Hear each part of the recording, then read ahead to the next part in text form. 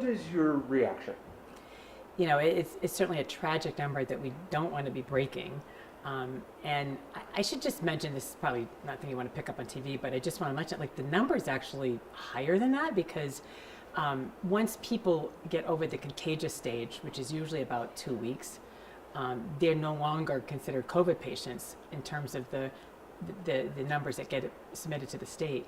So when people are in the ICU for a long period of time, and then for 2 or 3 weeks, and then they're in the step-down unit for a couple of weeks, I mean, only the first couple of weeks are they really considered in those numbers. So remember when we started going up in those numbers 2 or 3 or 4 weeks ago, a lot of those people are no longer being counted as COVID patients, but they were admitted because of COVID.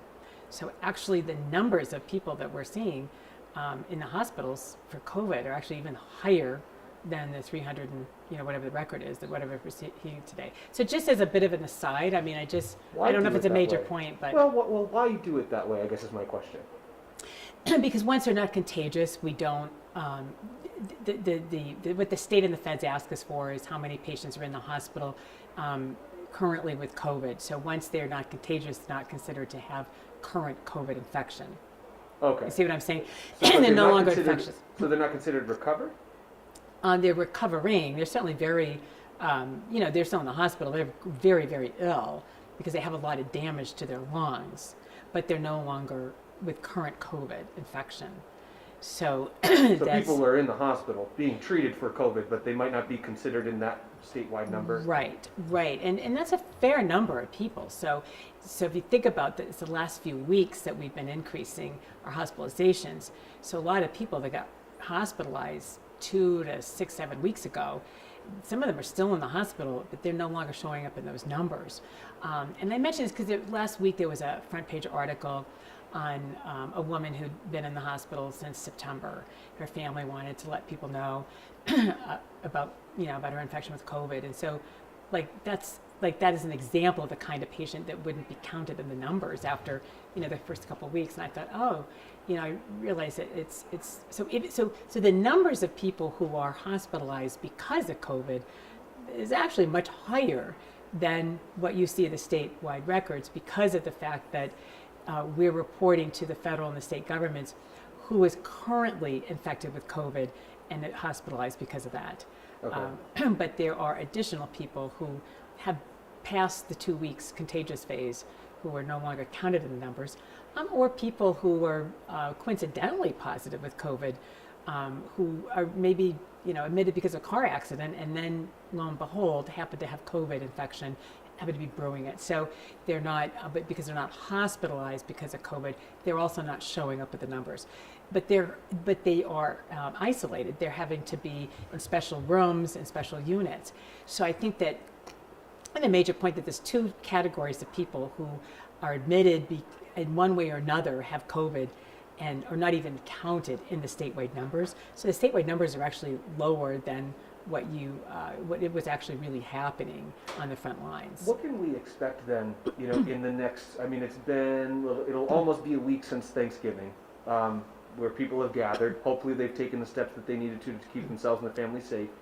But during the last briefing, Dr. Shah said that it was almost inevitable that we would see cases go up. I would imagine if we're seeing cases go up, we will likely see hospitalizations go up. Is that what you're expecting? Certainly all last week we were concerned about last week, but we were more concerned about, the 1 to 3 weeks after Thanksgiving and Hanukkah, and then, other winter holidays that are coming up. So, we are concerned that the gatherings from last week will result in an uptick in infections, which will be followed by an uptick in hospitalizations. And, we've already dialed back quite a bit in terms of procedures and surgeries that can be postponed. So, and yet our hospitals are still very full. We are admitting more and more patients to rural hospitals, kinds of patients we used to, just hospitalize in more urban hospitals. So we really are, we are surging as much, almost as much as we can. So we just really need the help from the public to make sure that they're taking all the precautions they can to help make sure that our hospital beds are there for those people who need them.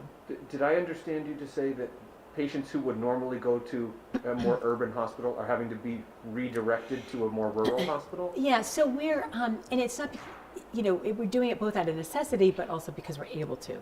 So, for instance, COVID patients are now at most hospitals around the state, including rural hospitals. So, the first year and a half or so with COVID, we tried very hard to make sure that patients with COVID infection were hospitalized to hospitals in more urban areas where they were used to taking care of COVID patients. But now we're able to take care of patients closer to home in our rural hospitals, particularly if they're not critically ill. So we're able to do it. And we also really need to do it because we need to save, for instance, the beds at Maine Medical Center and our bigger hospitals for those who are really critically ill. So it's out of necessity, but it's also we're able to. We know a lot more about treating COVID than we did a year ago, say. So we're able to take care of patients closer to home. But it is overstretching our rural hospitals. During last winter's surge, our rural hospitals, during last winter's surge, our more urban hospitals like Maine Medical Center were the ones that were mostly overstretched. And yet now it's really across the board. All of our hospitals are very, very full. So we do need cooperation from the public to help make sure that there are beds available and staff available for those who really, really need it. When we talk about the 55 or so, I don't know what the number is today, but the number of critical care beds available, from my understanding, that comes with a bit of an asterisk, right? Right. That's the baseline normal number of critical care beds that we have equipment and staffing for. Right. So, but there is a potential to flex some of the regular beds Yes. into those critical care beds on the condition that you have the equipment and the staff, I think Exactly. is the big one. Yeah. So I guess my question to you is, knowing that we have that flexibility, how much concern is there by hospital systems at this point about the capacity to treat those who are critically ill? Yeah, we are very concerned, particularly about the next several weeks in terms of our intensive care unit capacity. We do have some flexibility. We can turn regular beds in regular rooms into ICU beds and ICU rooms if we need to, but we have to have those beds available, and we have to have the staffing available, and the staffing who know how to take care of critically care patients. So there's a lot of things that have to come together for us to be flexible. We're able so far to be flexible, but we just don't know how much more we can do that. And particularly because we know that we've got influenza that's here as well. We're seeing more influenza as well as COVID. And then there's the big unknown of Omicron and what that's going to do, and the impact of the holidays. So we have a lot of, it's almost like a perfect storm. We've got the post-holiday season coming, and we have the post and current holiday season coming. We have a workforce shortage that's chronic, but it's been exacerbated by the pandemic. We're seeing a lot more illnesses besides COVID-19. We're seeing an increase in behavioral health issues. We're seeing influenza now. And then we've got this new variant, Omicron. We don't know what the impact of that's going to be. We're seeing more influenza. So we almost have like a perfect storm of issues. And people are indoors. It's getting colder. So there's a lot of things happening, pulling together that we are very, very concerned about the next few weeks. And that's why we really all need to stay in this together and make sure that we're taking as many precautions as possible. Vaccination, first and foremost, and masking, distancing, ventilation, and testing. And particularly getting booster shots. If you're vaccinated, please try to go out and get a booster shot and get your children vaccinated as well if they're 5 and older. What does the situation look like if those things you just asked people to do don't change, or don't change drastically? Are we talking about a place where, like we've seen some scenes across the country earlier on in this pandemic, where there were, patients who had to be on beds in the hallways because there weren't enough rooms available? Is that what we're looking at? Yeah, I think that it's important to know that, there are many days when at many hospitals in Maine where patients are in the emergency room, they are in beds in hospital, but I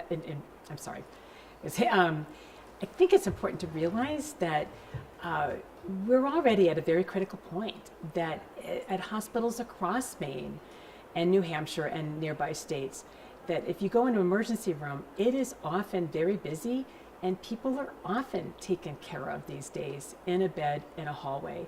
That was just almost unheard of on a routine basis, at least prior to 2 years ago.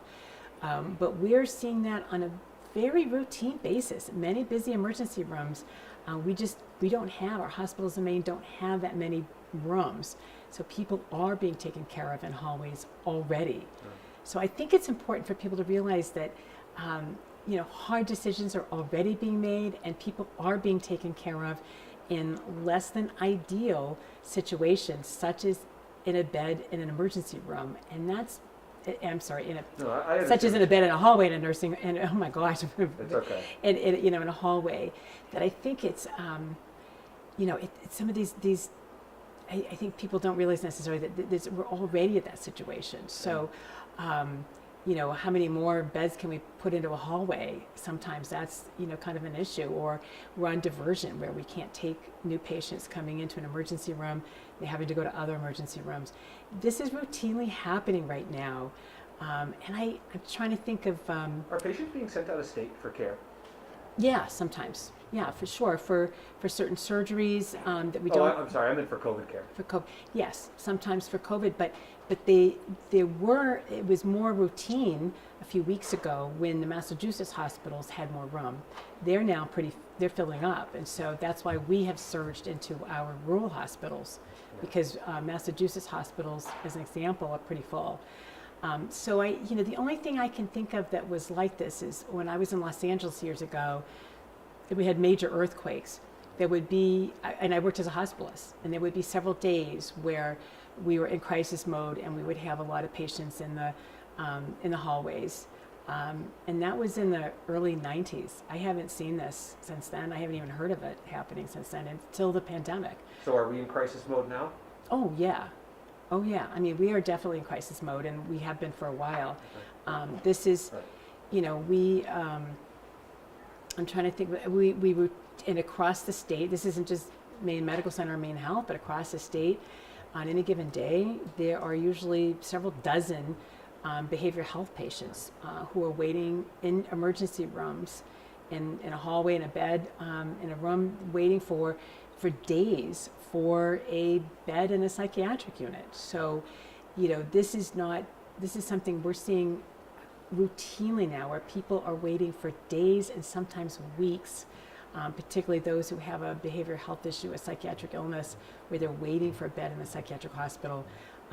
It was unusual, up until 2 years ago, you might have an occasional person who would wait a few days, but now it's very routine where people are waiting for days and sometimes even weeks.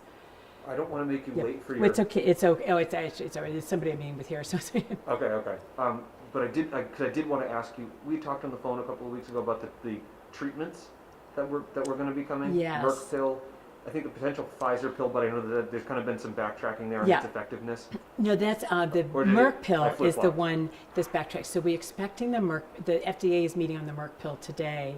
I understand. I was on a call this morning with the state. Omar, I'll be there in a minute, okay? Are we meeting in your office? We don't need to meet. I think we're fine.